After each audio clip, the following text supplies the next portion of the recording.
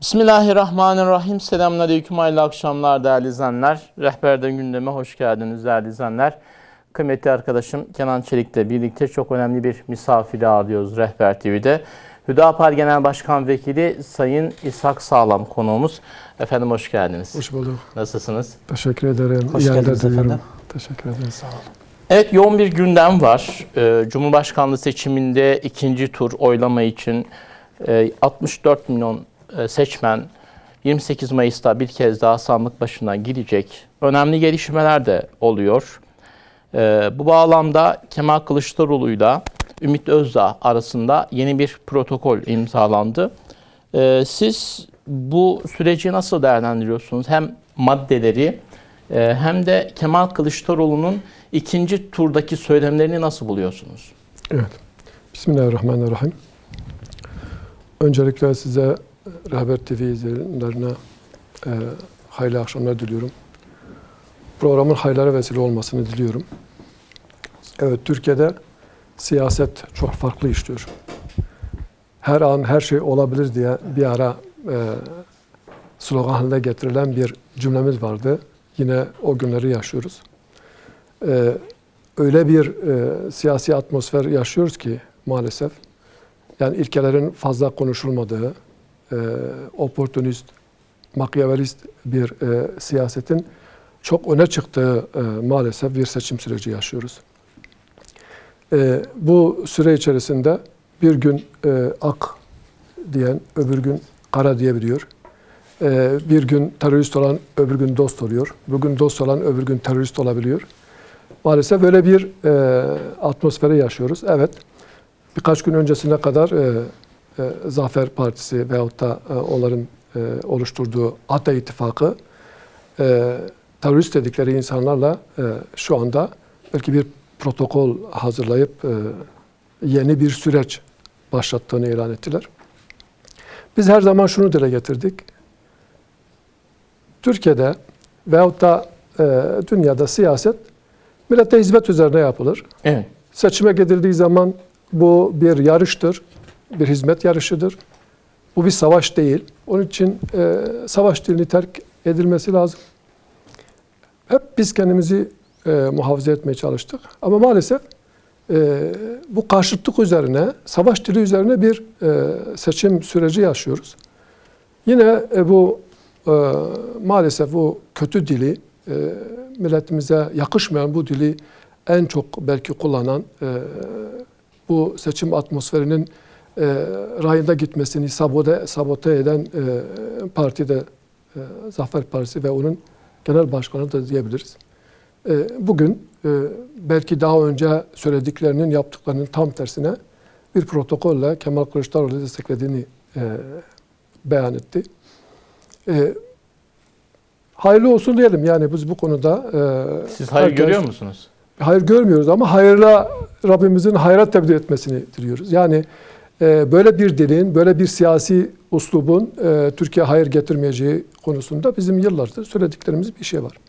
Yani bu anlamda bu söylemde de hayır gelmeyeceği muhakkaktır ama biz her zaman Rabbimizden en hayırlısını dileriz ve hayırlara tebdil olmasını temenni ediyoruz.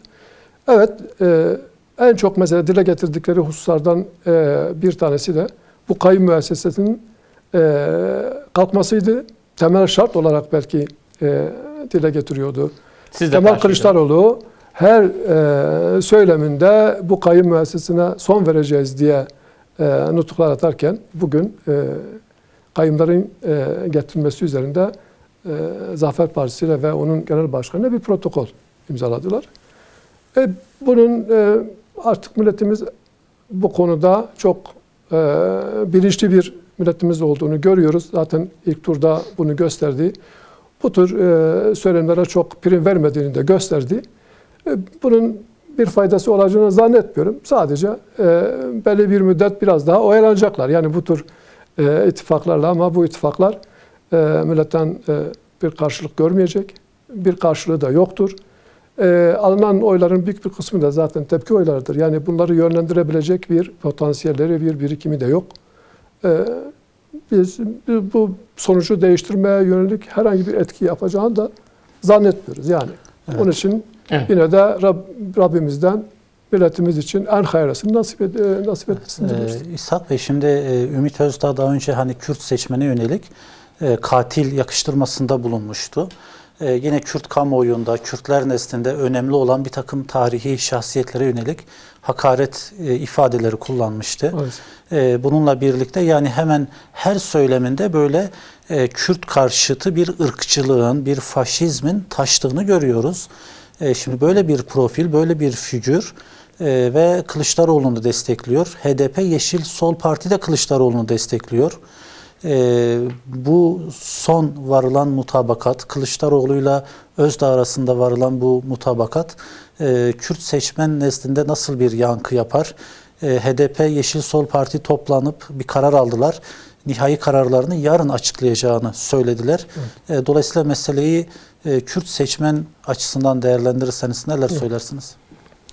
Şimdi evet, biz hep bir ittifaktan bahsediyoruz. 2 yıldan beridir altları masadır, 7'lidir, 9'ludur dillendiriyoruz. Yani hep kamuoyu önünde ilkeler üzerinde belli bazı fikirler üzerinde anlaştıkları, belli bazı programlar çerçevesinde bir araya geldiklerini dile getirmiş olsalar da aslında bu ittifakın tek bir amacı ve gayesi var. Tek bir hedef üzerine toplandılar. Sayın Erdoğan'ı hükümetten indirmek, başkanlıktan indirmek. Yani bunların o ortaklaştığı, ortak hedef olarak gördükleri tek şey bu. Bir de hakkını yemeyelim.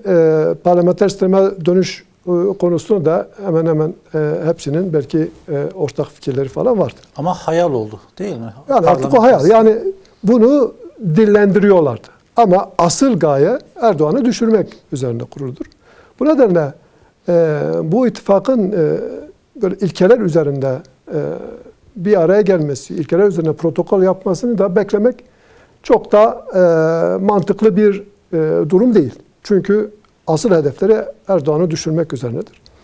Bu anlamda ben Yeşil Sol Partisi'nde de böyle ilkeli bir duruş beklemiyorum. Normal şartlarda kendisine hakaret eden, hatta affedersiniz belki hayvanlaştıracak söylemlerde bulunan bir şahıs da şu anda aynı cephede, aynı yerde bulunmuş olacaklar.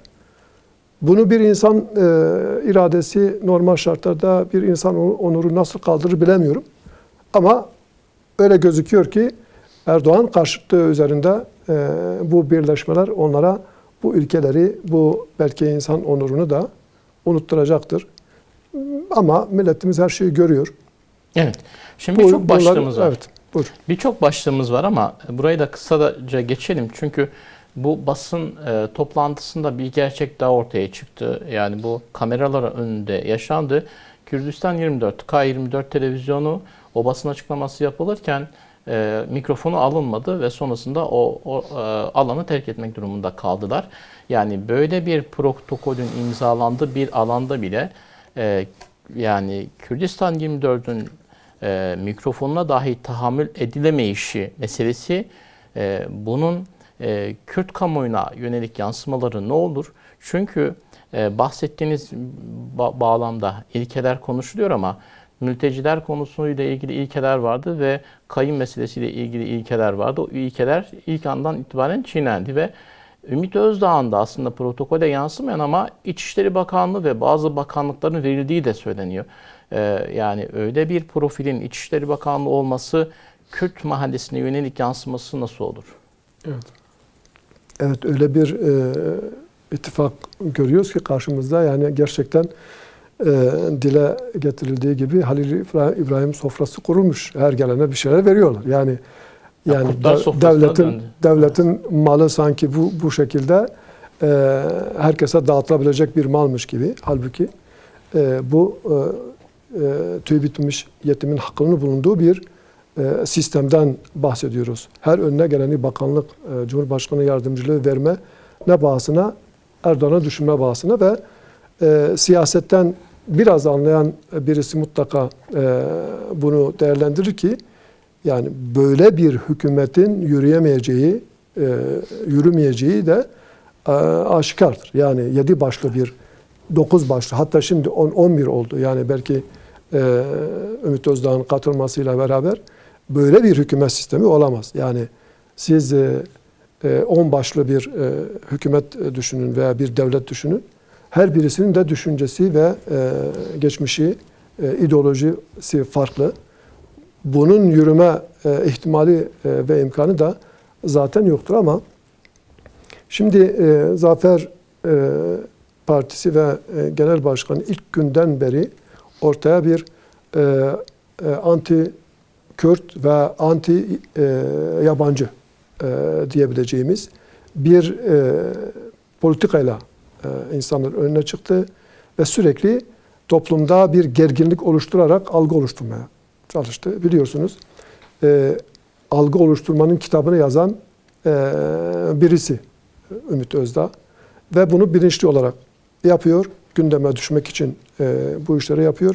Zihniyeti ile ilgili olarak evet belki fikir edinebiliyoruz ama yaptığı bu manevraların büyük bir kısmı da toplumda yer edinmek, tanınmak ve hani halkın desteğini bu anlamda sinir uçlarına dokunarak bazı seçmenleri kendi tarafına çekmeye yönelik çalışmalardır. Çok beklenmedik bir şey değil. Zaten ilk günden beri söylemleri bunun üzerinedir. Yani sürekli diğer kavimleri, Türkiye'de yaşayan diğer kavimleri aşağılayan, hor gören, onların Türkiye dışına çıkarılması için gayret göstereceğini söyleyen ki bu son söylemlerinde İçişleri Bakanı olarak onları göndereceğim gibi bir söylem öyle gösteriyor ki gerçi herhalde öbür taraftan bir red geldi. Bizim böyle bir şeyimiz olmadı. Talebimiz veya teklifimiz olmamış diye ama ateş olmayan yerden duman çıkmaz misali görüşmeden hemen sonra bu söylemlerin dile gelmesi evet, aslında böyle bir pazarlığın olabilme ihtimalini de ortaya koyuyor. Sadece Kürtler değil, yani Türkiye'de onlarca kavim yaşıyor. Evet belki büyük çoğunluğu ötekileştirilen Kürtlerdir, horlanan, aşağılanan ama evet, bütün diğer Türkiye'deki diğer vatandaşlar ve onurlu Türkler de bu konuyu kabul etmeyeceklerini ben tahmin ediyorum. Tepkileri de büyük olacak ve 28 Mayıs'ta da iyi bir şamar yiyeceklerini düşünüyorum. Burada İshak Bey şimdi Millet İttifakı'nın hani diğer bileşenlerine baktığımızda örneğin Ali Babacan kendince daha liberal bir portre oluşturmaya çalıştı. Diğer taraftan işte Gelecek Partisi'nin Davutoğlu'nun veya işte Saadet Partisi Temel Karamollaoğlu'nun yani özgürlükler noktasında söylemleri oldu. Kılıçdaroğlu'nun işte tırnak içinde güçlü bir şekilde bir demokrasi getirme vaadi oldu. Hatta gençlerin demokrat amcası diye de böyle bir isim yaptılar. Fakat günün sonunda geldikleri yer Ümit Özdağ'ın faşizan söylemleri oldu. Ve o ittifakın bileşenlerinden de en azından genel başkanlar seviyesinde henüz bir tepki yok. Alt kademede bazı homurdanmalar, tepkiler oldu. Onlara yönelik de CHP'liler sizin aldığınız oy zaten ortada, bir oyunuz yok. Yerinize oturun denildi. Oysa bütün kararların oy birliğiyle alınacağını vaat ediyorlardı. Kendi aralarında istişare olacağını söylüyorlardı. Bunun üzerinden bir okuma yaparsanız Kılıçdaroğlu ve Millet İttifakı gerçekten Türkiye'ye ne vaat ediyor? Demokrasi mi, özgürlük mü yoksa bir totaliter bir rejim mi? Evet. Şimdi aslında 14 Mayıs'ta Millet İttifakı fiilen bitti. Belki hukuken bunu evet, kimse dillendirmeye cesaret edemiyor. Bu 28 Mayıs'ı bekliyor ama fiilen bitti aslında. Şu anda zaten bu masalara yumruklamalar da bu çaresizliğin, bitmişliğin bir tezahürü olarak görüyor. Ne yapacaklarını bilemiyorlar. Yani aslında bitti. Evet, çok yüksek perdeden biz kararlarımızı istişareye alacağız. Bütün parti genel başkanları ortak bir mutabakatla biz bu işi yürüteceğiz dediler. Ve diyelim ki az önce bahsettiğimiz konuyla ilgili olarak en yüksek perdeden Kılıçdaroğlu'nun dile getirdiği hususlardan bir tanesi de bu kayyumlardı. Şimdi protokola bu kayyumların değişik bir tarzlar söylenerek geri getirileceği konusunda mutabakata vardıklarını dile getiriyor Ümit Özdağ'la yapılan mutabakatta. Şimdi eğer bu mutabakat ile alınan bir kararsa, yani diğer parti genel başkanlarının da oluru alınarak bu yapılmışsa, bu geçen bir hafta içerisinde ne oldu da bu 6 tane genel başkan fikirlerini değiştirdiler bu konuda? Sanırım bu mutabakat metninin girişinde zaten şöyle yazıyor. Yani Millet İttifakı'yla Zafer Partisi'nin ittifakı şeklinde mutabakat. Yani şimdi ne oldu da değiştirdiler? Bunu izah etmeleri lazım. Yok bunların düşünce görüşünü almadan sadece Zafer Partisi'nden gelen o %2 civarındaki bir oya karşılık Ümit Özdağ'a verilen bir taahhütse bu mutabakat metni ki en çok ballandıra anlattığınız husus istişareyle işlerinizi yapacağınız meselesiydi. Anlaşmadan, diğerlerinin fikrine olmadan nasıl böyle bir karara varabiliyorsunuz? Siz yarın Allah göstermesin iktidara gelirseniz bu ülkeyi nasıl idare edeceksiniz? Yani bu anlamda yani tam içine düştükleri bir aşmaz var. Herkes 28 Mayıs'ı bekliyor. Eteğindeki taşları dökmek için o günü bekliyor. Göreceksiniz 28 Mayıs akşamı her birisi bir telden bu işin niye olmadığını, nasıl olmadığını da bu milletin önüne belki itiraf edecekler. Evet, başlıklarımız var ama bu konuyla ilgili şöyle kısa bir yorum da almak istiyoruz. Çünkü siz de belirttiğiniz YSP ya da HDP'nin aslında ilkeli bir duruş beklemesini beklemiyoruz dediniz. Ama bir taraftan da işte onların yönlendirilmesiyle ve Kemal Kılıçdaroğlu'nun en yüksek oy aldığı bölgeler bu bölgeler. Yani HDP'nin, YSP'nin güçlü olduğu, tabanın güçlü olduğu bölgelerden geldi. Bu durumda yani Ümit Özdağ'ın söylemleri ve Kürt düşmanlığı ortadayken Kürtler kendi cellatlarına boyun mu uzatacak? Yani bu bağlamda bu mahalleye bir çağrınız olur mu? Ne dersiniz? Evet. Yani ben milletimizin bunları gördüğünü düşünüyorum. Bunlara iyi de bir cevap verilecek. Zaten bu son 2 senedir ciddi bir dönüş var. Yani belki sürekli dile getirdiğimiz bölgenin sorunları vardı. Evet. Kürt meselesiyle ilgili yüzyıllara dayanan sıkıntılarımız var. Buna dayanarak böyle bir sosyoloji, bir siyasal durum oluştu. Ama artık özellikle son 5-6 seneden beri oluşan bu yeni durum bu mahalleyi de aslında biraz düşünmeye sevk ettiğini görüyoruz. Bir önceki 2018'deki seçimlerle bugünkü seçimleri kıyas ettiğimizde iyi bir oy kaybını yaşadıklarını görüyoruz. Bu devam edecek.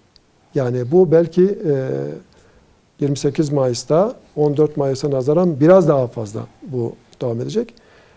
İnsanlarımız böyle çok sürekli yönlendirilecek, sürekli talimatla hareket edecek bir millet değiliz.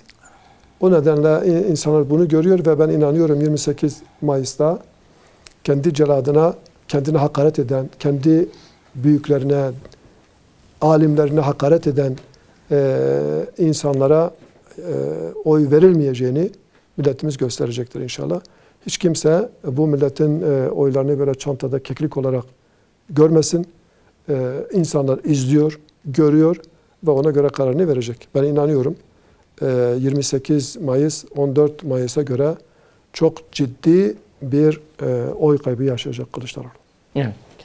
Evet başkanım şimdi tabii önümüzde bir ikinci tur seçimleri var ama öncesinde 14 Mayıs seçimleriyle ilgili kısa bir değerlendirme alırsak şimdi bu seçimlerle ilgili anket şirketleri sürekli Millet İttifakı'nı, Kılıçdaroğlu'nu böyle açık ara önde gösteriyordu. Mesela bir tanesi de özellikle 5 puanlık bir fark göstermişti.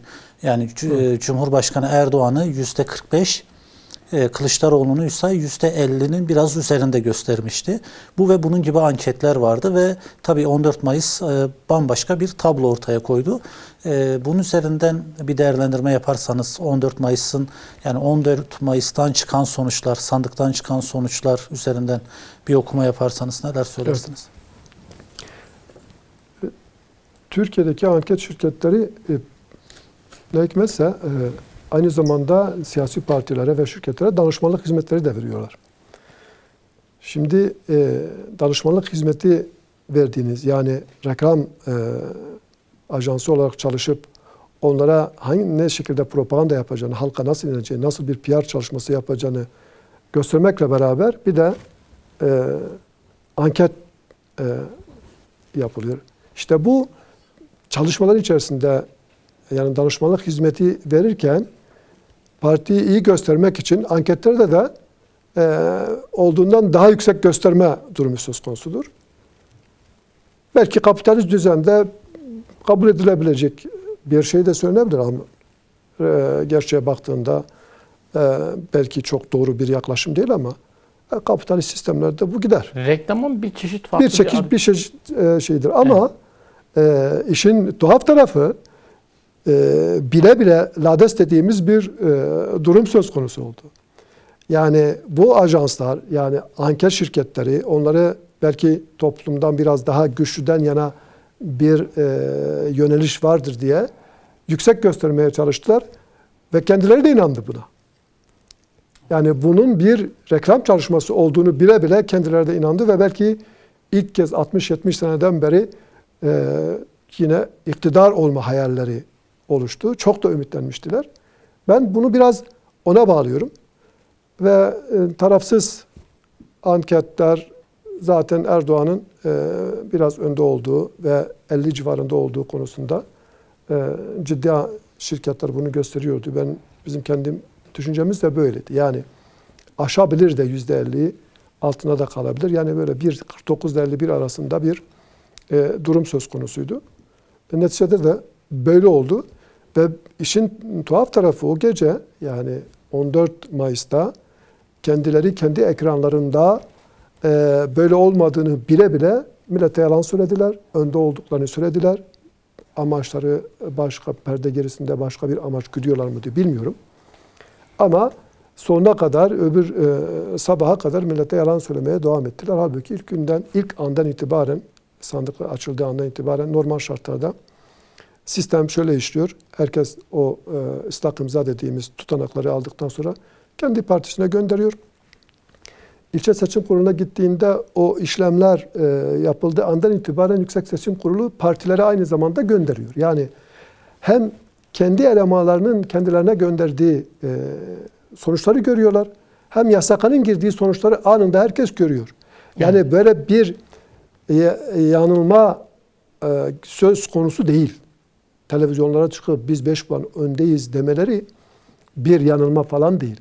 Yok bizim sandıklar, önde olduğumuz sandıklar önce geldi, yok sonra geldi gibi bir mesele değil. Onlar çünkü bütün sandıklar aynı anda açılıyor. Bu nedenle bile bile bir durum söz konusudur. Yani anket seçimden önce kendilerini önde gösteren anket ne kadar uydurmaysa seçim günü de milleti bu şekilde kandırmaya çalıştılar. Ama millet bu tür şeylere gelmez. Yani neticede sonuç ortada.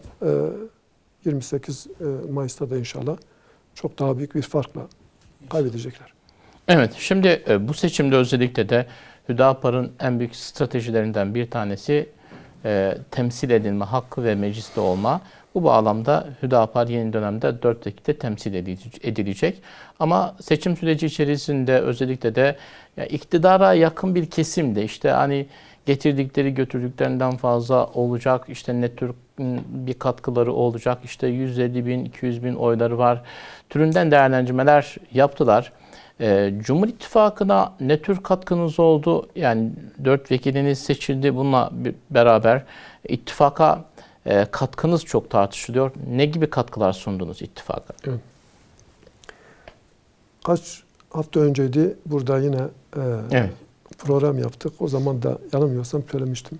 Yani aslında bu vaveylalar bizim katkımızın çok fazla olduğu, dengeyi değiştirmemiz nedeniyle böyle bir gürültü koparıldığını söylemiştim yanılmıyorsam. 4'te 4 bekliyor muydunuz? Evet. Yani hani özellikle İstanbul ve Antep'te bir sorun gözükmüyordu. Ama evet, Mersin ve Batman biraz sınırdaydı. Ama bizim çalışmalarımız bunu gösterdi. Evet, bizim bu seçimlerde Cumhur İttifakı içerisinde AK Parti için AK Parti liselerinde oy toplamak ben öyle zannediyorum ki sadece sayılarla ifade edilebilir bir durum değil. Bir heyecan getirdik yani o listedekilere. Sadece bizim çalışma stilimiz gerçekten belki şeyle kıyaslanabilir. 1994'teki o belediye seçimlerinde özellikle İstanbul'da ev şahıs şahıs insanlar kendini anlatmaya çalıştı. Böyle bir ruhu tekrar getirdik. Bizim teşkilatımızın olduğu yoğun çalışma bütün Türkiye belki satında biz bu çalışmaları yaptık ama özellikle teşkilatlarımızın biraz daha yoğun ve aktif olduğu yerlerde biz AK Parti teşkilatlarının da böyle bir heyecan verdiğimizi gördük. Ve öyle inanıyorum ki dengeleri değiştirdik. Hani önümüzde bir sayısal veri yok. Şu kadar bizden oy geldi, şu kadar gitti. Hani bu konuda bir sayı dile getirme söz konusu olamaz ama biz öyle bir ruh getirdik ki onlar da heyecana geldiler.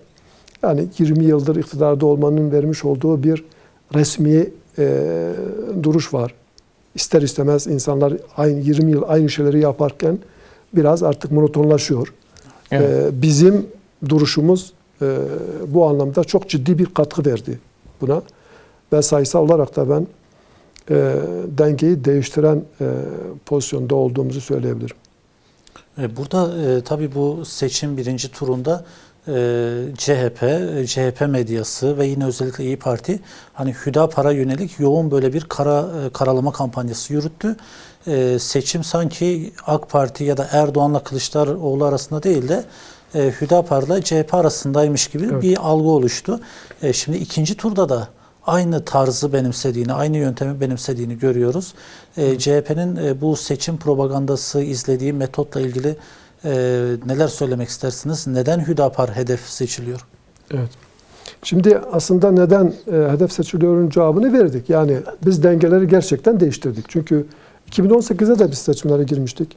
Evet. Yani bu bahsettiği bizimle ilgili yapılan bu karalama faaliyetleri 2018'den sonra yapılan ithamlar değil ki. 90'lı yıllardan bahsediliyor. Biz 2018'de bu bahsedilen bizimle ilgili söylenenlerin tamamı zaten 2018 öncesidir. Neden 2018'de bizimle ilgili böyle bir karalama faaliyetleri yapılmadı? Çünkü böyle bir denge söz konusu değildi. Biz bütün Türkiye'de kendi logomuzla görüyorduk. Belki bir iki şehirde milletvekili çıkarma şeyimiz olsa da böyle bir dengeyi değiştirme gibi bir pozisyon görmedikleri için bizi görmezden geldiler. Ama bu seçimde gördüler ki biz gerçekten dengeleri değiştirdik. Onun için kimyaları bozuldu. Gerçekten ne yapacaklarını şu anda bilemez haldedirler. Yani dün bizimle ilgili söylenen bir söz bugün çok daha farklı bir şekilde dile getirilmektedir. Yani özellikle CHP cephesinin bizimle ilgili bu karalama kampanyasının altında yatan temel sebep bizim Cumhur İttifakı'na ve Sayın Cumhurbaşkanı'nın kazanılması yönünde yaptığımız katkıdır. Gerek sayısal olarak oy anlamında yaptığımız katkı, gerekse bizim duruşumuzla o bahsettiğimiz 94'teki ruhu ve heyecanı getirmekle çok değişik bir heyecan oluşturduk. Bunu gördüler. Bu nedenle tek sermayeleri şu anda budur. Çünkü bu millete vaat edecekleri bir projeleri, bir planları, bir hedefleri, bir hizmetleri yok. CHP ilk günden itibaren demir yumrukla ülkeyi yönetme ve halkı kendine hizmetkar görme anlayışıyla devleti idare etmeyi düşünüyor. Şimdi bizim anlayışımızda da siyasete gelen, hükümete talip olanlar hizmete talip olanlardır. Yani vatandaşa, millete hizmet için bu kurumlar var. Tam tersine bir anlayışa sahip oldukları için bizim bu yaklaşımımız onlara biraz fazla geliyor. Kaldıramıyorlar ve görüyorlar ki biz mecliste de inşallah meclisin havasını da değiştireceğiz. Söylemlerimizle, duruşumuzla ve milletin sorunlarını mecliste dile getirme ve çareler arama konusunda ciddi bir katkı vereceğimizi görüyorlar. 4 milletvekili deyip geçmeyelim. Yani hak olduktan sonra sayrın önemi yok. Biz hakkı dile getirdikten sonra ben inanıyorum mecliste yani dile getirdiğimiz hakikatleri icraata koymak için yeterince çoğunlukta elde ederiz. Yani sadece partilerle ilgili değil. Yani AK Parti listesinden girdik. Yarın öbür gün yemin töreninden sonra herkes kendi meclisine gidecek. Ama şu anda CHP listesinden seçilen milletvekilleri de var. AK Parti listesinden seçilen diğer milletvekilleri var. Kendi listeleriyle girip, logolarıyla girip milletvekili olanlar var. Bunların her birisi inşallah millete hizmet etmek için önereceğimiz, dile getireceğimiz hakikatlerde bize destek vereceğine ben inanıyorum. Yani evet. O anlamda biz belki grubumuz olmayacak ama inşallah yasa çıkartacak gücümüz olacak. Evet. Özellikle de yani Hüdapar mecliste olunca başta Kürt meselesi ve diğer toplumun bir asırdır, birkaç asırdır kangrenleşen sorunların hani Türk çözümleri getirecek. Onu inşallah alt başlıklarda konuşacağız ama bu başlıkla ilgili bir soru daha yöneltmek istiyoruz. CHP ve zihniyeti 7'li masa ilk turda Hüdapar'ı hedef aldı. Parti programını, söylemlerini, Hüdapar'ın teşkilatlarını, kadınlara yönelik, gençlere yönelik vaatleri üzerinden, söylemleri üzerinden hedef aldı. Ve bu aslında bir anlamda Hüdapar'ın reklamıydı. Ama ikinci turda aynı yerden devam etmelerini nasıl değerlendiriyorsunuz? İşte hakikaten bunu izah etmek biraz mümkün değil. Yani bunun karşılık bulmadığını çok net bir şekilde gördüler. Hı hı. Yani bizim bulunduğumuz yerlerde desteğimiz arttı. Tanınırlığımız arttı. Bilinirliğimiz arttı. Yani biz kendimizi daha iyi ifade ettik. Ve öyle inanıyorum ki şu anda Türkiye'de parti programı en iyi bilinen parti Hüdapar'dır. Evet. Biz bunu belki onlarca yıl reklam ajanslarıyla çalışıp bunu kamuoyuna verseydik bu kadar parti programımız okunmazdı. Bula 3-5 tane kelime üzerinden şu anda tezviratlarla karalamaya çalışıyorlar. Ki bu konuda biz çok rahatız. Parti programı ne kadar çok okunursa bizim için büyük bir yatırımdır. Ama CHP'nin en büyük yatırımı cehalettir. Ya ilk günden beri CHP cehalet üzerine bina eden bir politika izliyor. Nasıl cehalet üzerine bina ediyor, yatırım yapıyor? Çünkü tabular oluşturuyor. İnsanların dokunmadığı, konuşmadığı alanlar oluşturarak bunlara dokundurtmadan, bunları kutsayarak bu sefer balyozla hükmetmeye çalıştı 1950'li yıllara kadar. Ve bunu devam ettirmek istiyor. Evet. CHP'nin istediği seçim nasıl bir seçim? 1946'daki seçim gibi. Açık oy, gizli tasnif. Evet. Sandıkları koyacaksınız. Halk Partisi, Demokrat Parti, başına da bir jandarma koyacaksınız. Kim hangi parti oy verecekse gidip oraya yazacak. Kimlikleri de zaten oyun arkasında bellidir. Ve sayıma gelince de gizli yapacaksınız. Evet. Ve CHP'nin itiraz etmediği tek seçim 1946 yılındaki seçimdir. Onun dile getirdiği, istediği seçim bu seçimdir. Fırka namzetleri her tarafta ittifakla saylaf seçildiler. Yani saylaf dedikleri şey bir ara uydurukça milletvekili yerine kullandıkları kavramdır. Nedir? Herhangi bir şehre bir milletvekili seçileceği zaman bir tane aday gösteriliyor. Oraya kaç tane oy çıkarsa çıksın o milletvekili oluyor. Ve ittifakla seçilmiş oluyor. Çünkü muhalif oy yok. Evet. Evet ve hayır da yok. Böyle bir seçim istiyor. Şimdi CHP böyle bir gelenekten gelmiş, buna alışmış bir siyasi parti olarak karşısında hakikati çağıran bir parti gördüğü zaman tabii kimyası bozuluyor. Yani CHP'nin bizimle ilgili en büyük sıkıntısı bu. Aslında bu biraz da akıl tutulması yaşadıklarını da gösteriyor. 14 Mayıs'ta bunun tutmadığı, aksine zarar ettiklerini gördükleri halde 28 Mayıs için de aynı yolu devam ediyorlar. Ve millet 28 Mayıs'ta da bir şamar atacak yani. Burada İshak Bey, şimdi Meral Akşener de son günlerde özellikle daha fazla ön plana çıkmaya başladı. Yani hem partinizi hem Sayın Genel Başkanınızı yönelik ithamlarda bulundu, sert ithamlarda bulundu. Bununla beraber yani hani Hüdapar'ı böyle kadın düşmanı gibi kodlamaya yönelik açıklamaları var. Diğer taraftan işte Ümit Özdağ'ın bugün ve dün yaptığı açıklamalarda biz Suriyeli mültecilerle beraber tırnak içinde kadın düşmanlarını da göndereceğiz şeklinde beyanatları oldu ve yani Hüdapar'ı kadın düşmanı göstermeye dönük bir tezvirat var. Buraya bir anekdot hani eklemek isterim. Bununla beraber mesela Sayın Yapıcıoğlu'nun çıktığı televizyon programlarındaki kadın sunuculara yönelik de yine o kesimden bir linç kampanyası var. Yani Hüdapar'ı işte kadın hakları ile ilgili sözde eleştiriyor, hatta hakaret ediyorlar. Ama bununla beraber Hüdapar yetkililerini ekrana alan, ekranda onlarla program yapan kadınlara yönelik de yani çok seviyesiz, ahlaksız şekilde de linç kampanyaları yürütüyorlar. Akşener üzerinden bir değerlendirme yaparsanız ve kadınlar üzerinden bir değerlendirme yaparsanız neler söylersiniz? Evet, yani bir kadın olarak Sayın Akşener'in de bu içine düştüğü durumu doğrusu ben yakıştıramadım. Evet. Kendisiyle görüştük. Zaten bu vesileyle dile geliyor, siz niye kabul ettiniz diye. Biz anayasa önerilerimiz çerçevesinde bütün siyasi partilere giderken İYİ Parti'ye de gittik.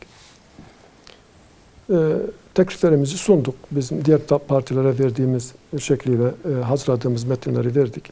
Böyle bir düşüncemizin olduğunu, Türkiye'nin yeni bir anayasaya ihtiyacı olduğunu ve bu anayasada nelerin olması gerektiği, nelerin olmaması gerektiği konusunda da düşüncelerimizi dile getirdik ama bizim İYİ Parti'de konuşmalarımızın temelini siyasi üslup ve usul oluşturdu ve çok da olumlu konuştuğunu gördüm. Doğrusu çok da ümitlenmiştim. Bizim gibi siyasete nezih bir üslup getirmek isteyen, karalamasız, hakaretsiz, siyaset yapmak isteyen biri olarak ifade etti kendilerini. Ama bugün düştüğü durum, CHP'nin arkasına takılıp aynı söylemleri dile getirmesi, doğrusu ben Sayın Akşener'e yakıştıramadım. Yani o gün biz konuşurken dile getirdiği usul ve uslup o sözlerin arkasında olsaydı şu anda çok farklı konuşması gerekirdi. Bu nedenle ben sadece ona yakıştıramayacağımı dile getirmek istiyorum. Ama şunu da ilave edeyim, gerçekten bizim kadınlarla ilgili parti programında dile getirdiğimiz hususlar üzerinden tezviratlar yaparak, yanlış tefsirler yaparak bunun üzerinden rant elde etmek isteyenler yanıldıklarını da görecekler. Yani bunları dile getirdikçe insanlar programı okuyor ve bahsettikleri hususun parti programımızda olmadığını göreceklerdir. Bugün değişik televizyonlarda gördüm. Bizim o kullandığımız sahiplenme ile ilgili kavramı CHP aynı şekilde parti programında yine kullanmış. Yani evet, hemen hemen aynı manaya gelecek şekilde kullanmış. Bu doğal bir şekilde sahiplenme, neticede koruma, gözetleme anlamında kullanılan bir kavramdır Türkçenin. Zenginiydi, bir gün koruma şeklinde ifade edersin, bir gün sahiplenme olarak ifade edersin, bir başka gün gözetleme ifade edersin. Bu Türkçenin zenginliğiyle alakalı bir meseledir. Fakat sadece oraya dokunarak bunun üzerinden bir kadın düşmanlığı oluşturmak doğrusu tutacak bir şey değil. İnsanlar ahmak değil, yani görüyor, okuyor. Ama ben şunu dile getirmek istiyorum. Yani bugün belki kadınlara bakış açımızı değerlendiren, sanki kadın düşmanıymış gibi bir algı oluşturmaya çalışan insanlar dün üniversitelerin önüne, liselerin önüne barikatlar kurup, asker, polis yerleştirip genç kızların okula girmesini engelleyen insanlardır. Hastanelerde bırak görevli hemşire, doktor olmayı, hasta olarak bile başörtüsüz girmeyi yasaklayan bir zihniyetten bahsediyoruz. Bu insanlar bu. Sayın Akşener 28 Şubat sürecinde 28 Şubat kararları uygulanacak diye üzerine basa basa dile getirdiği o kararların en önemli hususları da başörtüsü meselesiydi. Yani kamu kurumlarında kadınların inancı gereği tesettüre bürünen kadınların kurumlara girmesini yasaklayan hükümleri üzerine basa basa uygulanacağını dile getirdi. Şimdi kadın düşmanlığı üzerine getiriyor. Şimdi kadınların okumasına ve çalışmasına engel olan bir zihniyet mi kadın düşmanıdır? Yoksa dinine, inancına ve fıtratına uygun bir şekilde çalışmayı öneren, teşvik eden ve her alanda bunu savunan bir zihniyet mi kadın düşmanıdır? Bunu kamuoyu herhalde görüyordur. Yani Müslümanlar hiçbir dönemde kadının okumasına ve fıtratına uygun şekilde çalışmasına karşı çıkmamıştır. Şimdi fıtrat deyince bunu da herhalde başka bir şekilde yorumlayarak belki izah edecekler. Fıtrat yaratılış demektir, huy demektir, karakter demektir. Yani kadının cinsiyetine uygun şekilde çalıştırılması, kadının mesela maden ocaklarında çalıştırılmaması, gece yarısı çalıştırılmaması gibi hususlar belki kastedilir burada. Bu anlamda bir Müslüman kadının sosyal hayatta yer etmesi, takdir görmesi ve yükselmesi konusunda asla engel olamaz. Bilakis kadını belki sadece cinsiyetiyle gören, meta şeklinde gören, reklam aparatı olarak gören zihniyet kadın düşmanıdır. Biz bunu da halkın takdirine bırakıyoruz. Bu arada böyle CHP'nin seçmen kitlesine, seküler seçmen kitlesine yönelik yani Hüdapar'ın meclise giren 4 vekili üzerinde şöyle bir algı oluşturulmaya çalışılıyor. Yani Hüdapar'ın meclise girdi, işte sizin giyim kuşamınız artık hani güvende değil. Yani giyim kuşam noktasındaki özgürlüğünüz güvende değil. İşte sizi çarşafa büründürecekler şeklinde böyle bir takım tezviratlar da var. Buna ilişkin neler söylemek istersiniz? Evet. Özellikle yani CHP seçmenine, İYİ Parti seçmenine, seküler seçmene yönelik de ayrıca bir mesajınız olur mu? Evet. Yani aslında ben böyle biraz 30 sene geriye giderek bunu canlandırabilseydik ne kadar tezvirata yönelik, ne kadar basit meseleler üzerinden toplum bu kadar yordukları, bu kadar oyaladıklarını göreceğiz. Belediye seçimlerinde dahi ki hükümet değildi 94'te. İstanbul'da hatta o zaman TRT de aynı zihniyetin elinde olduğu için TRT spikerleri sokaklarda dolaşarak artık siz çarşafa sizi zorla büründürecekler, başörtüsüz siz iş yerine gidemeyeceksiniz, artık kadınlar rahat çalışamayacak gibi aynı otobüse binemeyeceksiniz. Aynı otobüse binemeyeceksiniz. Evet. Farklı otobüslere bineceksiniz. Yani şu anda bizimle ilgili söylenenlerinin belki 3-5 katı Refah o dönemin Refah Partisi için söylüyorlardı. Ne oldu? Yani 4 seneye yakın bir belediye başkanlığı yaptı ceza alana kadar. İstanbul tarihinde hiç görmediği kadar hizmet gördü. Yani büyük bir köyken mega bir kent haline geldi. Ama yüzleri de kızarmadı. Ama yani şunu da görüyoruz ki gerçekten bu zihniyetin hiçbir sermayesi yok. Sadece cehalet üzerine bir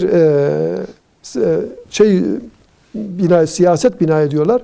İnsanların unutkanlığından, toplumun unutkanlığından, toplumun bilgisizliğinden yola çıkarak işte bu şekilde algı operasyonlarıyla bir korku imparatorluğu oluşturmaya çalışılıyor. Onun ötesinde bir sermayeler yok. Verecek bir şey yok. CHP zihniyetinin Türkiye'ye verdiği tek şey işte o heykellerdir. İşte maskeli balolardır. En çok övündükleri. Kendi iktidar oldukları zaman zaten seçim de yok. İstedikleri insanları üye yapıp, mecliste üye yapıp, istedikleri insanı bakan yaptılar. Ve bunun sürekli böyle devam edeceğini düşündüler ama bu millet bir aşamadan sonra işte 14 Mayıs 1950'den itibaren onları muhalefete mahkum etti ve hala devam ediyor. Ve bu zihniyet devam ettiği sürece asla iktidar yüzü göremeyecekler. Ya kendilerini değiştirecekler, bu eskiden yaptıkları bu zulümleri, bu haksızlıkları bu ülkeye verdiği zararları kabul edip özür dileyecekler ve yeni bir sayfa açacaklar. Ya da bu böyle devam edecek. Araya gideceğiz ama öncesinde şöyle bir soru da yöneltmek istiyoruz. Yani siyasetteki dil ve üslup noktasına gerçekten Hüdapar'ın süreç içerisinde sürekli uyarıları oldu. Yani savaşa gitmiyoruz, seçime gidiyoruz. Siyasi partiler birbirlerinin rakipleri değil, rakipleridir, düşmanları değil şeklinde söylemleri oldu. Bahsettiğiniz gibi siz İYİ Parti'de görüştünüz. Meral Akşener size giderken şeref verdiniz demişti. Şimdi sizin genel başkanınıza çok ağza alınmayacak hakaretlerde bulundu. Sonra siz suç duyurusunda bulundunuz ve işte bunu bir şeref madalyası olarak taşıyacağını ifade etti. Daha önce Mansur Yavaş da aynı ifadeyi kullanmıştı. Ümit Özdağ da aynı ifadeyi kullanmıştı. Ya burada bir şeref, eşrefi mahlukat, insan zaten şerefli olarak insan Allah tarafından yaratılmış ve biz Müslüman bir toplumdayız ve Müslüman anne babaların çocuklarıyız. Yani böyle suç madalyalarından şeref devşirmeyi nasıl değerlendirirsiniz? Valla yani biz yalancılığın ve müfterilikten kendine şeref payesi alan bir insana söyleyecek sözümüz yok yani. Güle güle kullansınlar. Evet, çok teşekkürler. Ama biz vazgeçmeyeceğiz. Evet, seçim sürecidir. Belki hukuki süreç geç devam ediyor. Bu seçim atmosferi içerisinde biz istediğimizi söyleriz. Ondan sonra zaten unutulur gider. Hayır, biz arkasına düşeceğiz. Bizim hakkımızda yapılan bu kara propagandanın hesabını soracağız. İftiraların, yalanların peşini bırakmayacağız. Sonuna kadar götüreceğiz. Bunu da bilsinler. Çok teşekkürler. Kısa bir ara vereceğiz. Aradan sonra kaldığımız yerden. Ne kadar oldu? Evet. Devam edecek. Saat ne kadar oldu bakalım. 22:17. Bir ara vereceğiz. Aradan sonra kaldığımız yerden devam edeceğiz.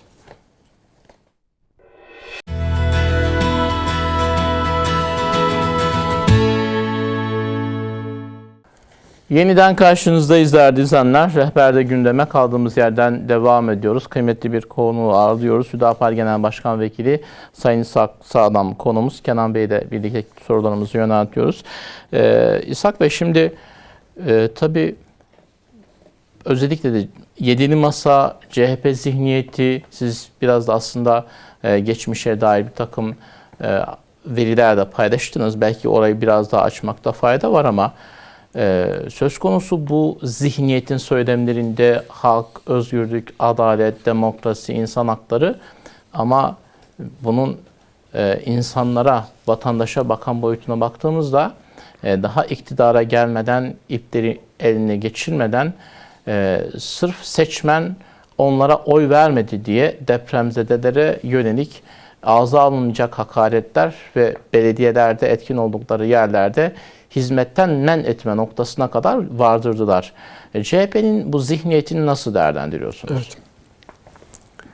Dediğimiz gibi CHP zihniyeti zaten vatandaşa üstten bakan, efendi gözüyle bakan ve hizmetten ziyade vatandaşı güdülen tabe olarak gören bir zihniyeti var. Yani hükmettikleri, iktidarda oldukları dönemde hep CHP'den biz bunu gördük. Bu nedenle herhangi bir vatandaşa yönelik, belki onları rahatlatacak, onlara devlet nimeti, devlet hizmeti olarak bir şey sundukları zaman da bunu başa kalkarlar. Yani bunu hep gördük. Çünkü anlayışlarında hizmet olmayan bir zihniyetin varacağı nokta bu.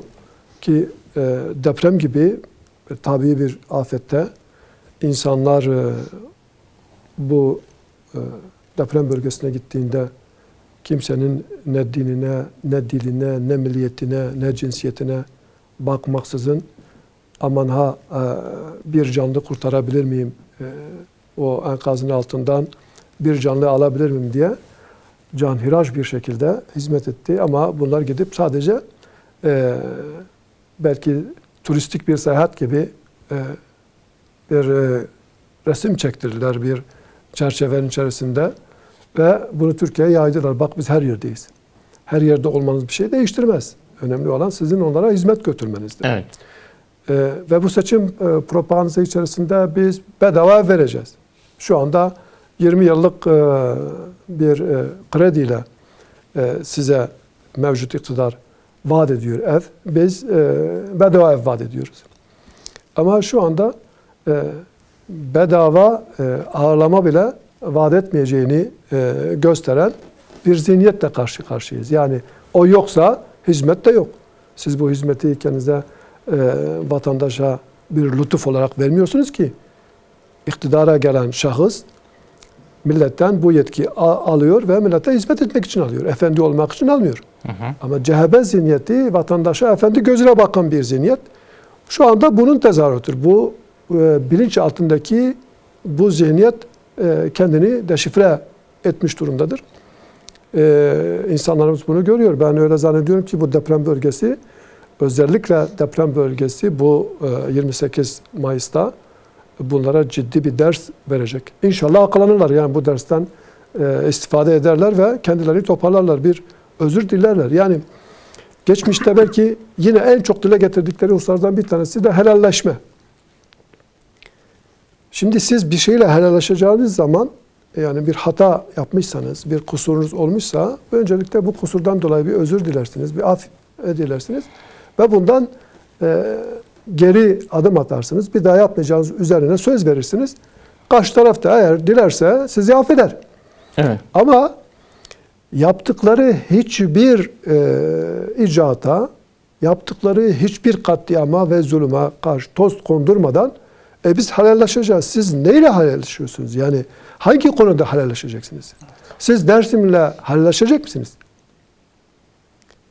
Dersim'de yapılanlar, CHP'nin Dersim'de yaptığı bu katliam büyük bir zulümdür, tarihin en büyük zulümlerden bir tanesidir deyip bunun için özür diliyor musunuz? Ey Dersimli Kemal Kılıçdaroğlu, bunu söyleyebiliyor musun? Zilan'da, Ağrı'da, Sason'da bu katliamları yapan CHP'nin yanlış yaptığını, bu zihniyetin kaybettiğini, bir daha olmaması için eline gelen gayreti göstereceğini söyleyebiliyor musun? Ama yok. CHP hiç kusur yapmamış. O Milli Şef döneminden itibaren, tek başına iktidar olduğu dönemden itibaren hiçbir kusur yok. Siz o zaman neyle hesaplaşıyorsunuz? Neyle helalleşiyorsunuz? Önce bir helalleşmeniz gereken konularda bir kere kusurunuzu, kabahatinizi görmeniz lazım. Ben şuradan müsaadenizle şöyle bir paragraf okumak istiyorum. Çünkü daha fazla okuyamam. Ben kendime çok fazla güvenmiyorum. Elimde bakana yazılmış Çavuş Ali diye birisinin bakana yazılmış bir mektubu var. Dersim katliamına Paşa'nın koruması olarak, yakın koruması olarak bulunmuş bir şahsın bir vesileyle doktora, psikiyatrik tedavi görmek için gittiği doktora kendisine tabi tedavinin bir yolu olarak o ızdırap çektiği konulardaki itirafları yazdırılıyor. Sonra aman komutanım bunu hiç kimseye anlatmayın, ana babanıza da anlatmayın dediği için bundan pişman olup bakana bu mektubu geri al bu doktordan diye yazılan bir mektup. Tarihi bir mektup. 1946 yıllarda yazılmış bir mektup. Ve Alpdoğan Paşa. O dönemde Dersim'deki katliamın baş sorumlusu olan Abdullah Alpdoğan, bu onun yakın koruması.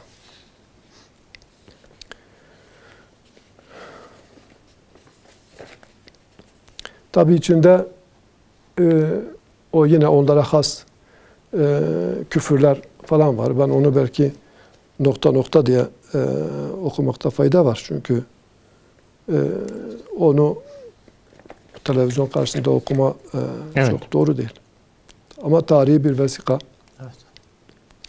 Diyarbakırlı bir Kürt askerin çocuk öldürmeyi reddettiği için Alpdoğan tarafından öldürülmesi meselesi var. Ben sadece bir katliamdan bir kesit.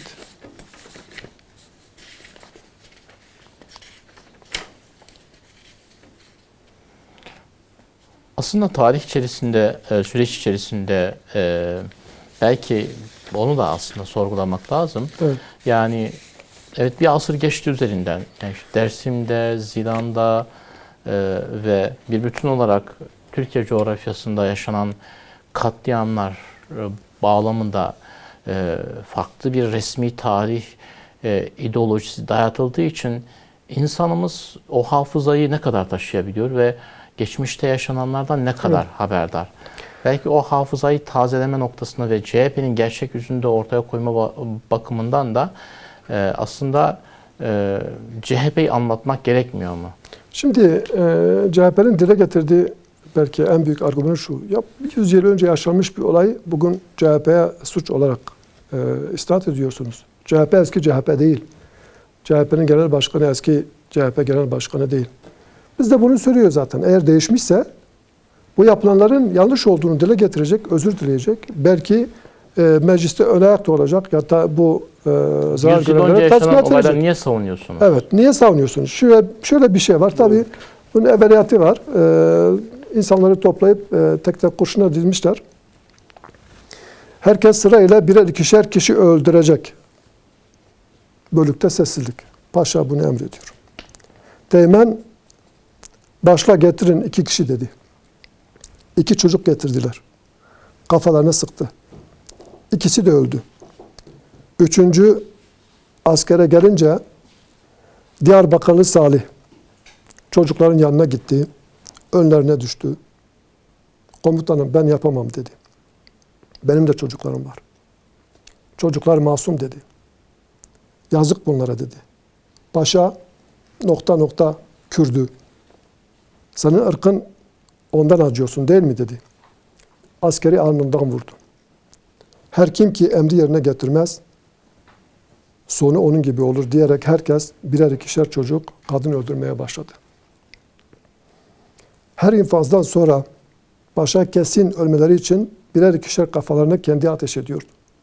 Herkes mecburen görevini yaptı. Bana gel çavuş, sıra sende. 3 kız çocuğu kalmıştı. Bunları da sen hallet dedi. Çocukları yere kapanmış, üstü başı perişan vaziyette ağlıyorlardı. Onların gözlerine baktım, 3'ünü de öldürdüm. Gözleri ciğerlerime saplandı. Tabii daha fazla okumayayım. Bunun önünde de arkasında da şeyler var. Bu çocuklarının gözleri ciğerini parçaladığı için güya ızdırap çekiyor. Her gece rüyalarına geliyor.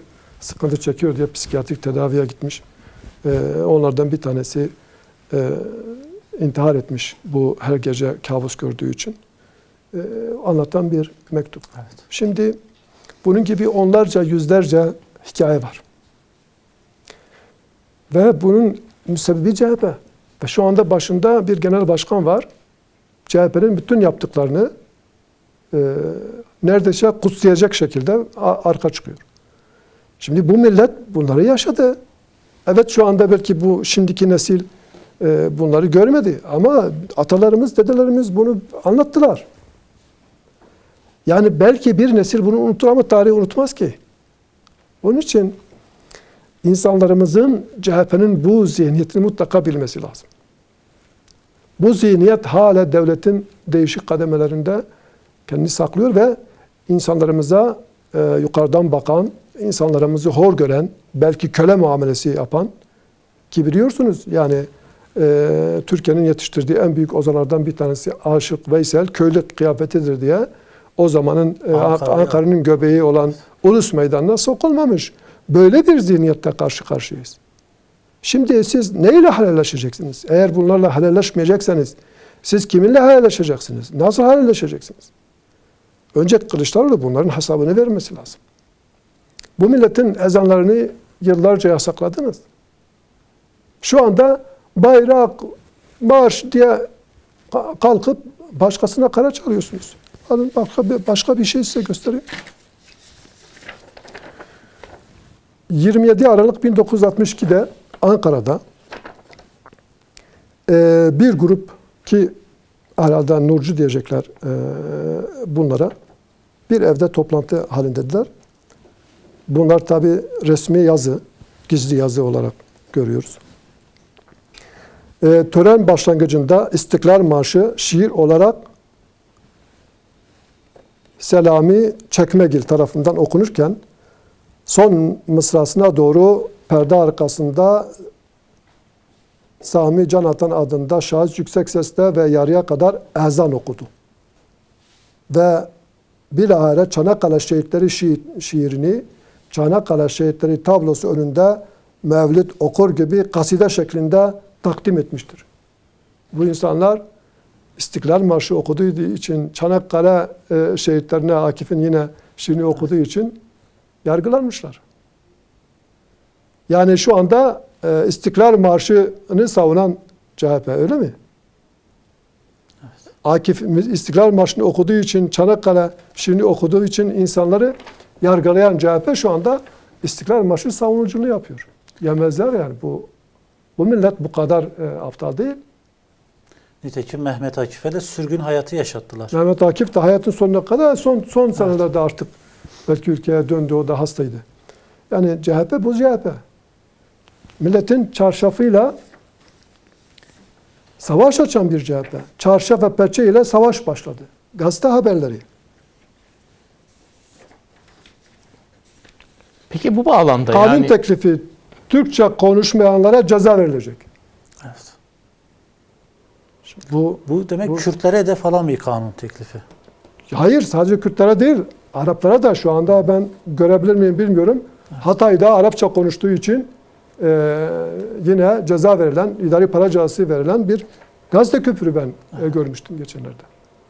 Sadece Kürtlere değil, herkese, bu millette yaşayan herkese bir şekilde bu CHP zihniyeti zulmetmiştir. Milletimiz bunu biliyor. CHP'nin genel başkanı bu millet Cumhurbaşkanı yapmaz. Yani bu helalleşme vaatleri falan bunu paklamaz mı? Şöyle paklar, yani bu yaptıklarının yanlış olduğunu, artık medeniyetinin, bu milletin medeniyet değerleriyle savaşmayacaklarını eğer dile getirirlerse, bu konuda milletimiz... Böyle bir durumda CHP diye bir şey olur mu? İşte o dönemde de CHP olmaz. Kendini inkar etmiş olur. CHP olmaz yani. Evet. O anlamda ama biz dikkat ederseniz hep zihniyetten bahsediyoruz. Biz şahıslarla uğraşmıyoruz. Kemal Kılıçdaroğlu da yarın yani bu zihniyetin yanlış olduğunu, bu zihniyeti savunmadığını, milletin değerleriyle barışık olduğunu dile getirir ve bunu gösterirse bizim Kemal Kılıçdaroğlu'yla bir alıp veremediğimiz yok. Biz zihniyete karşıyız. Biz şahıslarla ilgilenmiyoruz. Şahıslar her zaman değişir. Tövbe eder, gider, gelir. Hatta şu anda iyi bildiğimiz insanlar kötü bir şekilde bir gidişata gidebilir. O zaman da biz ona iyi demeyiz. Onun için biz hep dikkat ederseniz CHP zihniyeti diyoruz. Yani biz zihniyetlere mücadele ediyoruz. Kim bu zihniyetin arkasına giderse, onlarla beraber olursa onlarla beraberdir. O nedenle bu zihniyeti iyi tanımak lazım.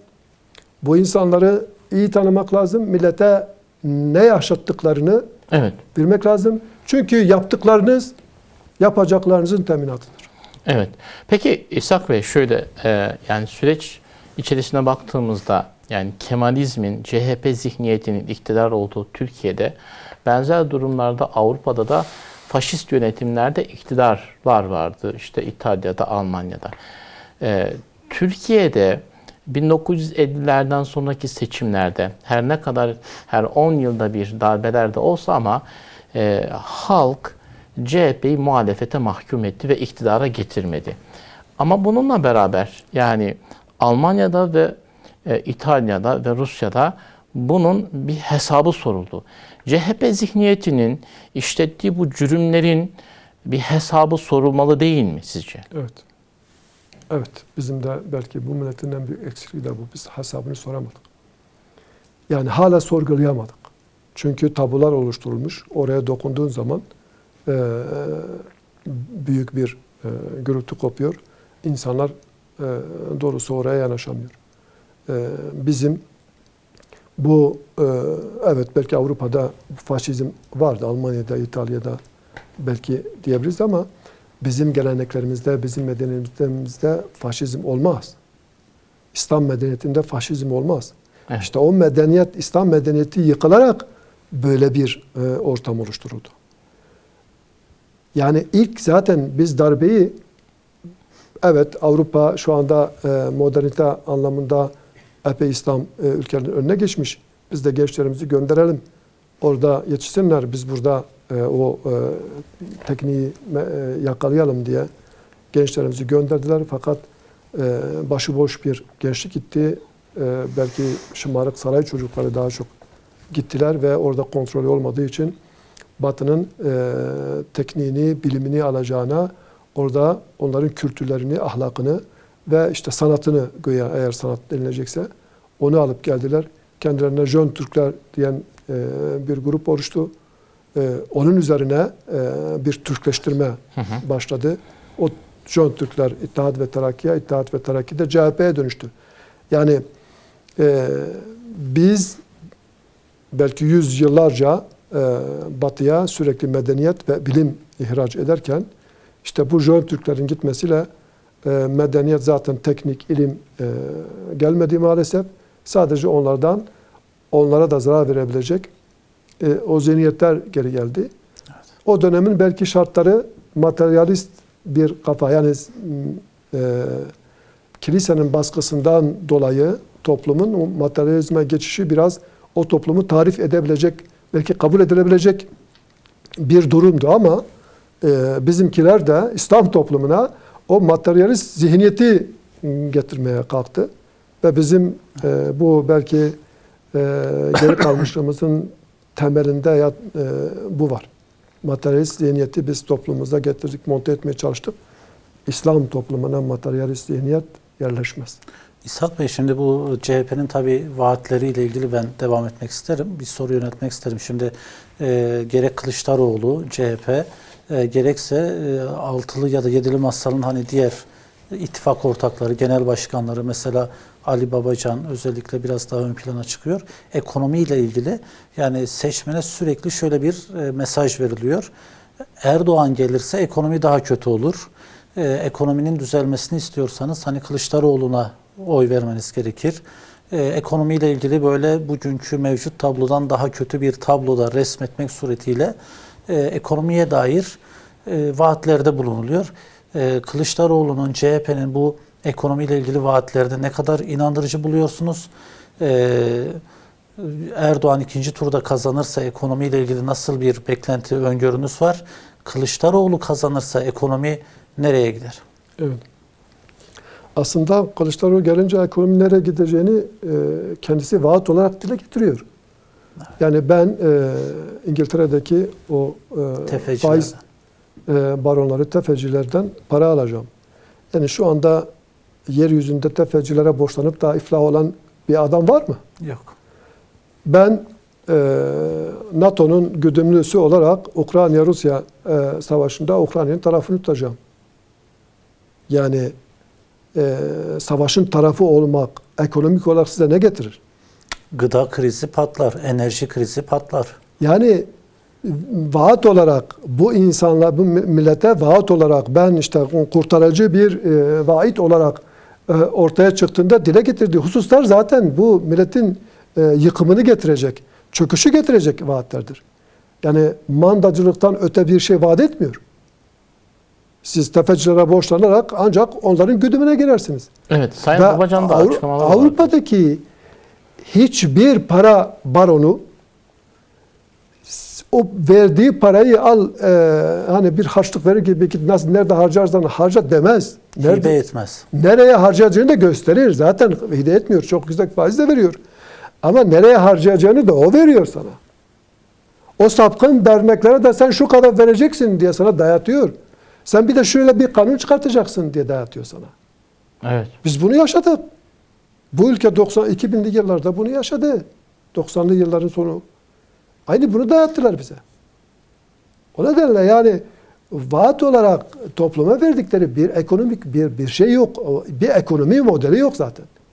Yani Babacan evet belki AK Parti hükümetinde o ilk dönemlerde bir disipline edilmeye çalışılan bir ekonomik yapı vardı. Ama onun da temelinde ülkenin mal varlıklarının satımı, özelleştirme olduğu için yani ben o ekonomik modelin, o sistemin de çok doğru olduğunu düşünmüyorum. Sayın Babacan şöyle bir açıklaması olmuştu Sayın Sağlam. Yani para alan emir alır. Evet, aynen öyle. Şimdi ne olacak yani 300 milyar dolar tefecilerden borçlanan. Ama yani ağzından mı kaçırdı veyahut da bir işlemi söyledi, bizi alkışlayacaklar dedi. Öyle yani. Zaten siz emrine girerseniz sizi alkışlarlar. Diyecekler. Yani. Aferin diyecekler. Aferin almak için emir de alabilir yani o anlamda. Ağzından kaçırdı herhalde, bilmiyorum. Yani yoksa söylenecek bir şey değil. O anlamda borç para bir çözüm değil. Üretime yönelik, istihdama yönelik, ihracata yönelik bir ekonomik model olması lazım. Ülkenin kaynakları yeterlidir, düzgün idare edilirse. Evet, yani ekonomik olarak biz bu son 10 yıl içerisinde ekonomik sistemi çok eleştirdik, AK Parti iktidarını. Yani şunu belirtmekte yarar var.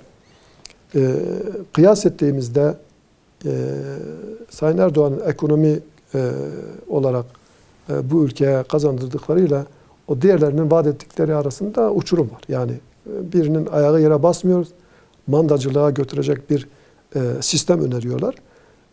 Erdoğan da ülke kaynakları üzerinden bir sistem öneriyor. Ben öyle inanıyorum ki bu yeni dönemde depremin etkisi, bu global krizin etkisi gittikten sonra ekonomi biraz daha düzelecek diye ümit ediyorum. Yani faiz her zaman dile getirdiğimiz gibi bütün iktisadi sorunların anasıdır.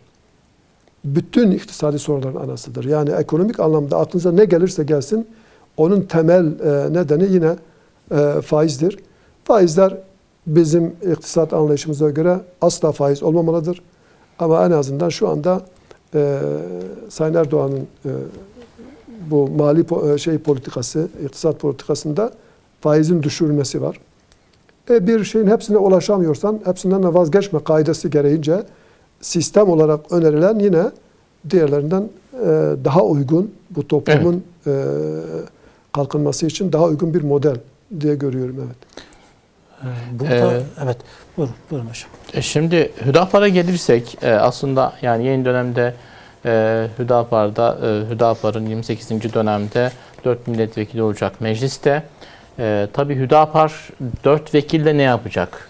Bununla ilgili çok ciddi bir set oluşturmaya çalışıldı ve Hüdapar o setleri geçti ve mecliste olacak. Tabii bundan sonra gözler Hüdapar'da vekillerin üzerinde olacak. Ne yapacaklar ama en çok kamuoyunda son günlerde tartışılan konu, yani daha doğrusu bunun üzerinden yürütülen bir algı var. Yemin meselesi. Yeminle ilgili tutumunuz nedir? Emin gündemimizde yok. Bizim gündemimizde emin yok. Yani meclise giriş, meclis çalışmaları nasıl yapılıyorsa biz o anayasanın, yasaların gereğini yerine getireceğiz o konuda bir. Gündemimizde öyle bir şey yok. Evet, yani bunun üzerinde özellikle de sol cenahın ve CHP Grup Başkan Vekili Engin Altay'ın ve Özgür Özel'in günlerce devam eden açıklamaları vardı. Malzeme yok, onların sermayesi yok. Dediğim Yalan, gibi yani evet. yalan üzerine, iftira üzerine bir şey var. Operasyon yürütüyorlar. Biz de gülerek geçiyoruz yani. Bizim böyle bir görecekler yani. Biz herhalde seçimden sonraya kaldı çünkü bugün ve yarın eğer kesin sonuçlar ilan edilmezse her halükarda zaten şeye düşüyor. Yarın bile ilan edilirse 3 gün sonra olduğu için seçim gününe denk geliyor. Büyük ihtimalle böyle bir şey olmaz. Yani seçim günü meclis açılacak. Bir de şimdi mesela bugün açıklansa bile yani milletvekillerinin Ankara'da toplanması yerine her bir vekilin kendi seçim bölgesinde çalışma yapması daha doğru olmaz mı? Daha doğrudur. Zaten biz büyük ihtimalle yani seçime kadar bütün arkadaşlarımız da sadece vekillerimiz değil, bütün arkadaşlarımız da alandayız. İnsanlara niye Erdoğan'a oy verilmesi gerektiğini izah ediyoruz. Niye Kılıçdaroğlu'na verilmemesi gerektiğini izah ediyoruz. Büyük ihtimalle zaten bu itirazlar çok uzun sürdüğü için büyük ihtimalle bu şeye kalacak. Seçimden sonraya kalacak. Herkes görecek yani biz de diğer milletvekilleri meclise nasıl gidiyorlarsa bizimkiler de o şekilde girecek. Bizim böyle bir şeyimiz yok. Yalnız ben doğrusu biraz gülüyorum. Yani 4 tane milletvekilimiz var. Biz AK Parti'ye ve Yüksek Seçim Kurulu'na baskı yapıyormuşuz. Baskıyla seçimi kesin sonuçların açıklanmasını Engelliyoruz. engelliyoruz ve seçimden sonraya bırakmaya çalışıyoruz. Vallahi inşallah öyle bir gücümüz olur. Yani biz İnşallah diyelim efendim. İnşallah. Peki İshak Bey, şimdi bu yeni dönemde tabii ki göstergelere baktığımızda inşallah ikinci turda Sayın Cumhurbaşkanı'nın hani kazanmasını bekliyoruz en azından. Böyle bir takım göstergeler de o yönde. Bir de zaten ilk seçim sonucuna göre meclis aritmetiğine baktığımızda mecliste Cumhur İttifakı açık ara önde. Hal böyle olunca yeni dönemde sizin yani çözümünü beklediğiniz temel konular, başlıklar neler? Mesela yeni bir anayasa vurgusu oldu.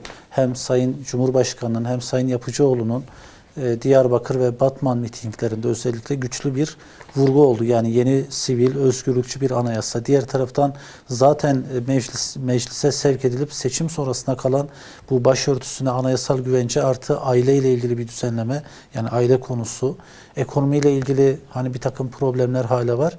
Dolayısıyla bu noktada sizin beklentiniz nedir?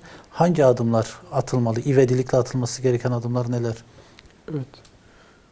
Ülkenin soruları çok aslında ama biz herhalde ilk arkadaşlarımız yapacağı iş nedir diye sorarsak herhalde aileyle ilgili dile getirdiğimiz hususlar olacak büyük ihtimalle.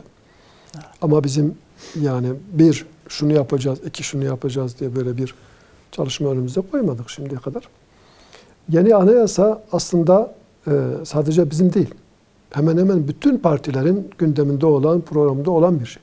Yani bu anayasayla yürünemeyeceğini hemen hemen bütün partiler kabul ediyor zaten. Herkesin programında var. Sadece bizim değil.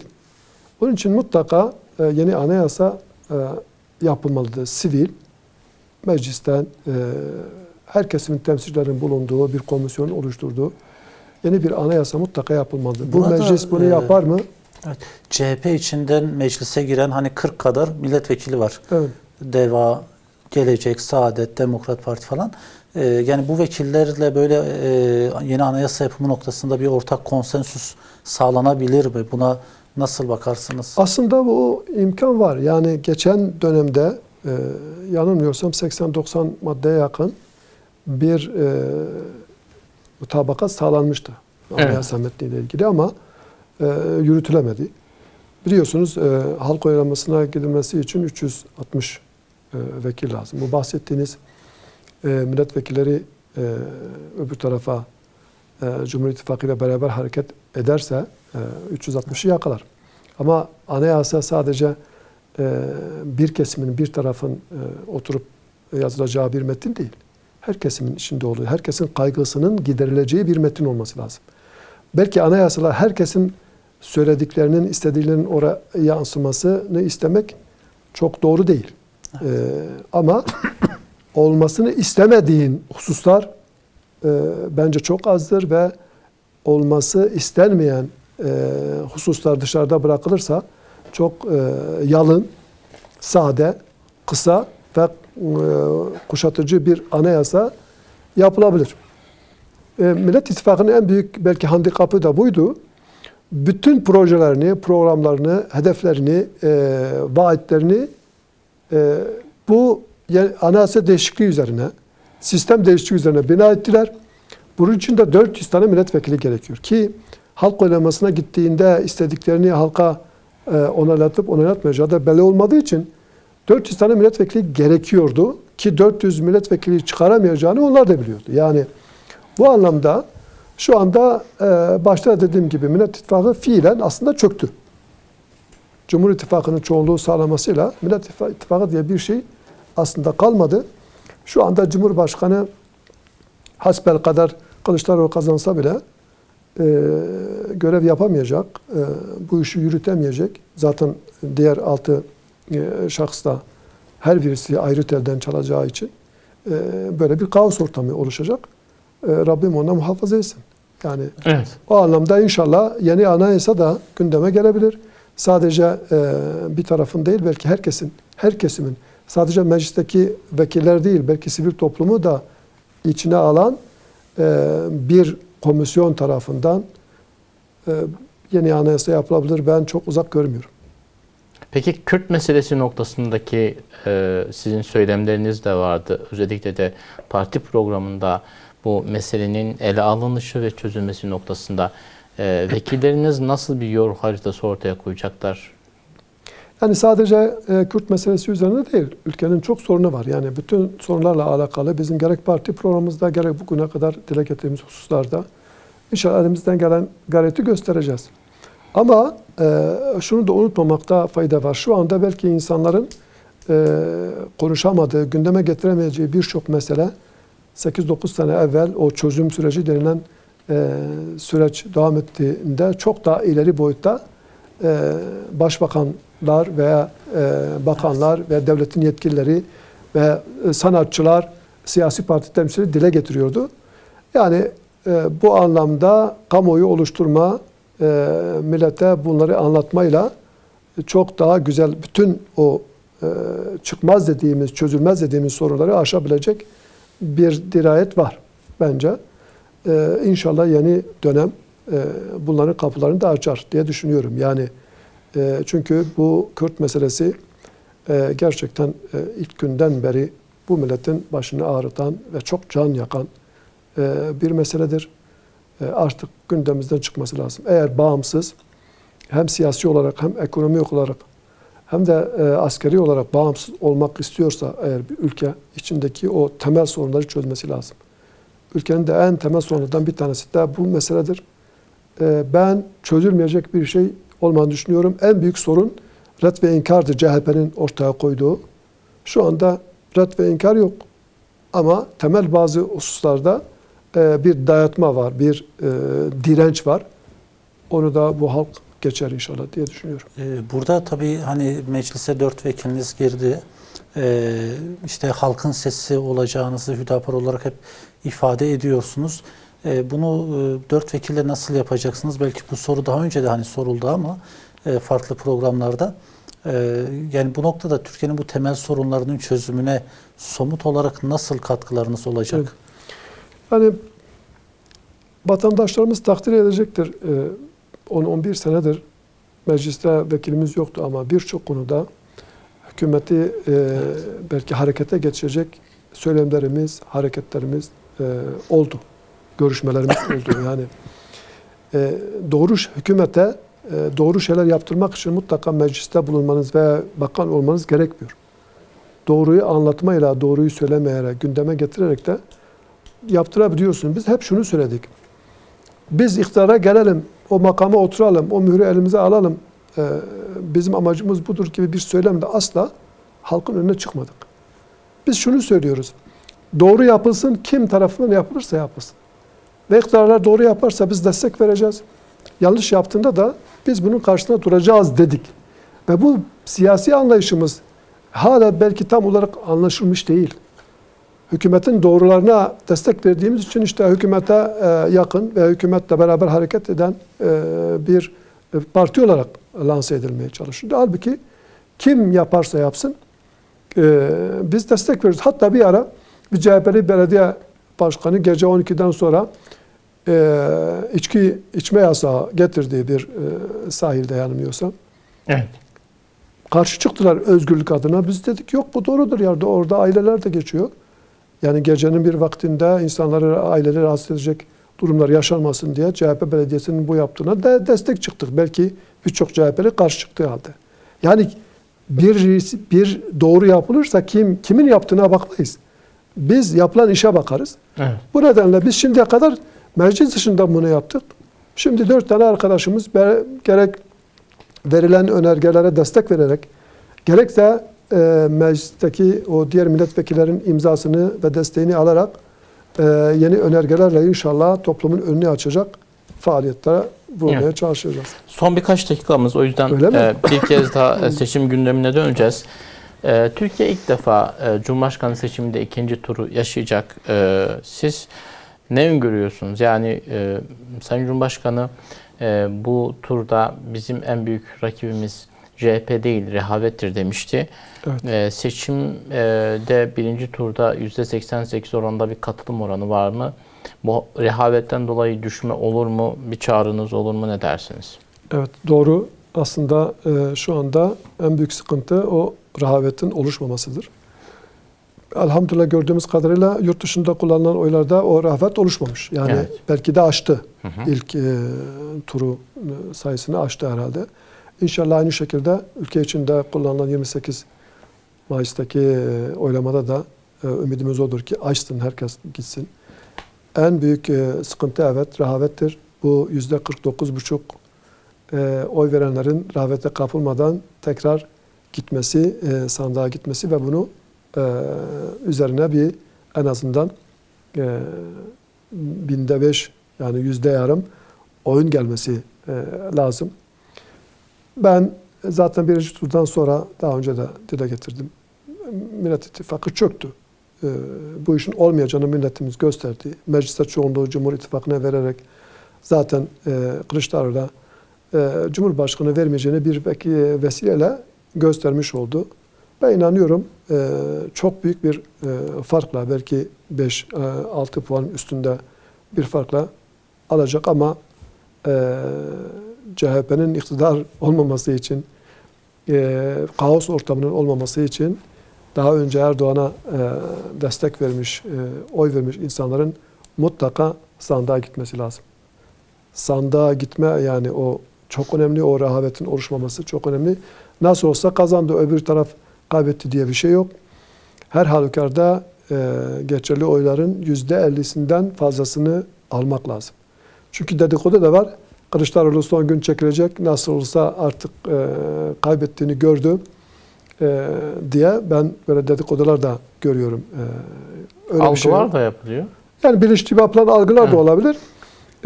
Şunu da söyleyeyim, her halükarda %50'yi aşmak lazım. Çekilme diye bir şey yok. Çekilse bile zaten pusula var orada. O nedenle bu Erdoğan'a daha önce oy vermiş olan Kılıçdaroğlu'nun CHP zihniyetinin bir daha iktidar olmaması için daha önce oy kullanan insanların mutlaka gitmesi lazım. Ama boş durmak yok.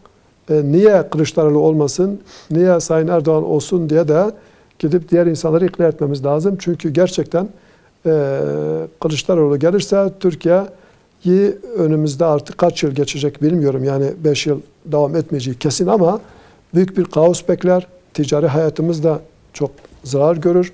Siyasi hayat da zaten çok çalkantılı bir hal alacak. Onun için rehavete kapılmadan son güne kadar çalışmaya devam. Burada son soru sandık güvenliği ile ilgili olsun.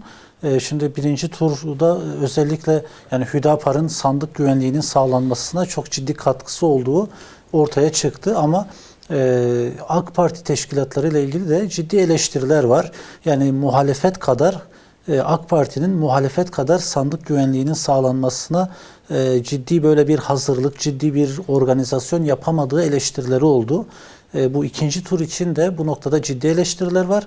Artı muhalefet de özellikle bu işi yani sandıkta yani bitirmeye dönük işte Kılıçdaroğlu bir değil en az 5 müşahit her sandığa düşecek şekilde bir planlamadan bahsetmişti. İkinci turla ilgili Hüdapar'ın sandık güvenliğinin sağlanması noktasındaki rolü ne olacak? Artı yani AK Parti'ye böyle bir çağrınız olur mu veya bu konuda bir bilginiz var mı? Yani sandık güvenliği noktasında bir endişeniz var mı? Evet yani sandık güvenliği tabii çok önemli. Sandık güvenliği derken sandığa hangi oy girmişse hani girdiği gibi çıkması demektir. Evet. Yani veyahut da kimse zorla baskıyla oyunun rengini değiştirmesin diye. Evet. Biz bütün teşkilatlarımızla sandığın başında olacağız. Tabii biz AK Parti listelerinden sandık görevlisi gösterdiğimiz için AK Parti ile beraber hareket ediyor arkadaşlarımız. İlk turda da aynı şekilde bütün arkadaşlarımız bulundu. Son dakikada orada kalacaklar. Ve ben inanıyorum bu sefer yani geçen dönemde sandık başına gitmemiş olan veya orada olup da yapılan hilelere çok dikkat etmemiş olan diğer parti müşahitleri veyahut da görevlileri de inşallah biraz daha dikkatli olur. Daha basit bir seçim olacak. Sadece 2 fotoğrafın olduğu bir seçmen listesi olacağı için basitçe olacak, erken olacak. Belki hilelerin tespiti konusunda daha basit olacak. Çünkü bir partiye verilen oy çizelgelere geçirirken başka bir partinin hanesine yazılma çok Evet. bir önceki dönemde tespit edilemeyebilirdi. Fakat şu anda çok basittir. Sadece 2 tane liste var. İnşallah ben bütün camiamızın bu konuda gayret göstereceğini biliyorum ama diğer partilere de bu konuda çağrımız şudur ki amana sandıkları boş bırakmayın. Milletin iradesi neyse sandığa nasıl girmişse o şekilde çıksın diye gayret gösterelim. Efendim çok teşekkürler katkınız için. Teşekkür ederim. Ayağınıza sağlık, şeref verdiniz. Ben de teşekkür ederim. Değerli izleyenler, Rehber'de gündemde Hüdapar Genel Başkan Vekili Sayın İshak Sağlam konuğumuzdu. Sayın Kenan Çelik'le birlikte sorularımızı yönelttik. Burada noktalıyoruz. Yeniden görüşünceye dek hoşça kalın. Hayırlı akşamlar.